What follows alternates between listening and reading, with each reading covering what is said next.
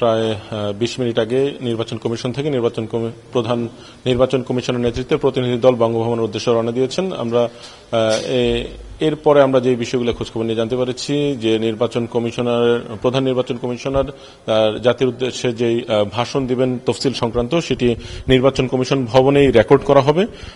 রাষ্ট্রপতির সাথে বৈঠক শেষ করে প্রধান নির্বাচন কমিশনার উনি এই নির্বাচন ভবনে আসবেন এবং সেখানে রেকর্ড করবেন।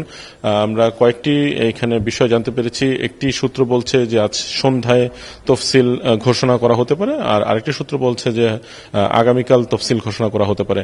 এছাড়া আমরা নির্বাচন কমিশনের অন্যান্য বিষয়ে আমরা খোঁজ নিয়েছি, কিছু বিষয় জানার চেষ্টা করছি যে এখানে তফসিল ঘোষণার পর বেশ কিছু পরিপত্র জারি করা হবে। স্বাভাবিকভাবে অনেকগুলো পরিপত্র জারি করা হয়, তবে তফসিল ঘোষণার পরপর কিছু পরিপত্র জারি করা হয়। সেগুলোর মধ্যে একটি হলো প্রশাসনিক পরিপত্র। এটি ডিসি, ইউনো, এসপিদের যে নির্বাচনের দায়িত্বকালীন সংক্রান্ত পরিপত্র, এছাড়া ভোটার সংক্রান্ত পরিপত্র, প্রার্থীদের পরিপত্র, নির্বাচনী আচরণ বিধি সংক্রান্ত, এছাড়া ম্যাজিস্ট্রেসি এবং ভ্রাম্যমাণ আদালত পরিচালনা, আয় ব্যয় সংক্রান্ত পরিপত্রগুলো জারি করার জন্য সর্বশেষ মুহূর্তে বিচার বিশ্লেষণ করা হচ্ছে। কোনো ধরনের ত্রুটি আছে কিনা সেই বিষয়গুলো নিয়ে এখন পর্যন্ত বিচার বিশ্লেষণ করা হচ্ছে। এই ছিল নির্বাচন কমিশন থেকে সবশেষ তথ্য।